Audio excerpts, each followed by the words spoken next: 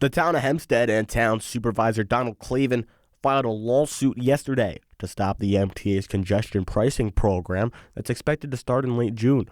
The program would tax most vehicles $15 for driving below 60th Street in Manhattan during peak hours. I'm here with Supervisor Donald Clavin. Don, thank you so much for coming on. You've called the congestion pricing program a cash-grabbing scheme. You've also said that regression tax year is unconstitutional. What does the MTA's plan mean for Hempstead residents specifically? It really means nothing for Hempstead residents with the exception of having to pay more. Our estimations are that in Nassau County alone, over 700 vehicles travel yearly below 60th Street. That includes first responders, firefighters, EMTs, of course, police officers, teachers. In addition, it also counts towards people who go to the city to seek medical treatment, elderly. This scheme, and it really is a scheme, is nothing more than a money grab. There's no benefit being brought back to the residents of the town of Hempstead, let alone Long Island. The only people that are getting enriched by this is the MTA and actually the 5 boroughs, because they've announced that they're going to give some discounts to commuters in the 5 boroughs and nothing at all to the Long Island riders or Long Island commuters, with the exception of asking them for more money out of their pockets, which are already stretched thin. Sticking on the concept of unconstitutionality, what's the importance of taking this to a federal court rather than just a state court? The attorneys we hired did their due diligence, and what they believe, and I believe rightfully so, is that this could not have been enacted without approval from Congress. They feel that that's the authority that required the approval for this interstate, really taxation without representation. And that's why they're taking it in the Eastern District Federal Court. We're the first municipality on Long Island to initiate the lawsuit. I don't think we'll be the last by any stretch of the imagination. You also have Staten Island is litigating, Rockland County, the Federation of Teachers Union is litigating this, because really everyone feels that this is not really benefiting what the MTA, when they do respond, isn't really even showing how it's truly benefiting anybody. It's a cash-strapped agency that runs millions of dollars in overtime every single year. And that this is nothing else than just reaching into the pockets of commuters, particularly Long Islanders, because they live under this illusion that everybody on Long Island is rich, and we're not. And people work very hard, husbands and wives, to pay the bills. And people go to the city to work or seek treatment. And this is just another money grab by the MTA. The suit says an illegal tax is present, which is unconstitutional under state law. What provisions specifically have been flagged? There's the flag of the state law, but really it comes under the premise, we believe, of the violation with not getting it enacted by Congress. The attorneys, did their due diligence, put forth that in the papers. It was very unique, an angle on it that other municipalities have already called us because they'd like to take a look at it. And we're also monitoring the papers that are being submitted by Rockland and Staten Island.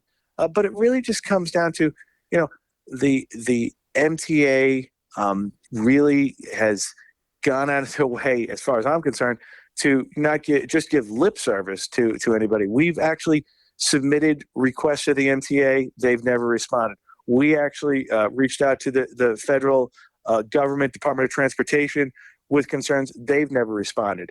That clearly showed us the last alternative we faced was going to litigation. And now that the MTA has announced that they plan to implement this ill-conceived policy at the end of June, it's our obligation to represent our constituents and stand up for them. And this morning alone, I've already received a lot of people who are happy we're taking the lead and doing something. Now, supporters have claimed the plan cuts traffic, limits accidents, improves air quality, and allows more funding for public transit.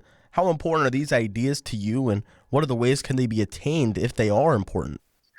Let's look at the Long Island Railroad and the MTA in general.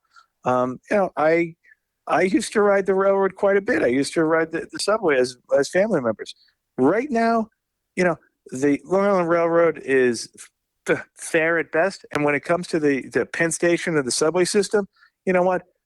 It is not safe. You know what? I would not, nor do I feel comfortable taking any of my children on any of these systems, particularly the subway system.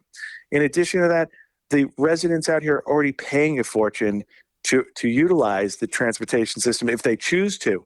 But look at what the MTA is offering in the alternative. Nothing to us. They're giving a 10% discount to commuters in the 5 boroughs, but they're not giving anything to any of the commuters in Nassau or Suffolk County. In addition, they haven't announced any expansive use of this money for any of our systems. What they intended, and they've clearly said, is they're going to use this to expand the system in the city and make improvements in the 5 boroughs. If that isn't a clear indication that you're taking from Peter to pay for Paul, what is? And lastly, look at the zone. If you go below 60th Street to travel in and out, you have to pay this congestion scheme price. But if you have a car and you commute around that area and keep it in that region, you don't have to pay an additional fee. So there are going to be people that are just going to stay within that zone. That's not going to alleviate any of the traffic. They're purposely going to stay in that zone. So it's the idea that this is truly going to benefit or improve our system for anybody outside of the 5 boroughs, it is false. But most importantly, you know what? It's the MTA doing it heavy-handed. They don't listen to anybody else. And residents should really reflect. You know what? The MTA, look at the services you're receiving right now. Look at the use of the transit system where you have to actually have the National Guard down there protecting people. If you really think they're doing a great job running the system, then you and I, we just look at things in a different light. Don, the MTA says we're looking at a June 30th start date. They've also acknowledged litigation, such as what you're trying to do here, could cause a delay. As an opposition yourself, if you fail at reversing the tax, are you going to attempt a delay? Well, we're going to go in. We're going to ask for an injunction and a stay so it doesn't go into the 30th, so the court can have a proper review and give it a fair hearing to it. Like I said, we were hoping we would have received any response from the MTA as with public comment and other communications, or the transportation department. We didn't, and unfortunately, they've now took us to the point where we feel we're at the level now we have to litigate, and if we have to ask the court to temporarily put a hold on, and hopefully with the idea that they're going to stop the implementation in general of this money grab, then we're happy to do so, and we're hoping, and we feel confident we are going to be victorious in the end.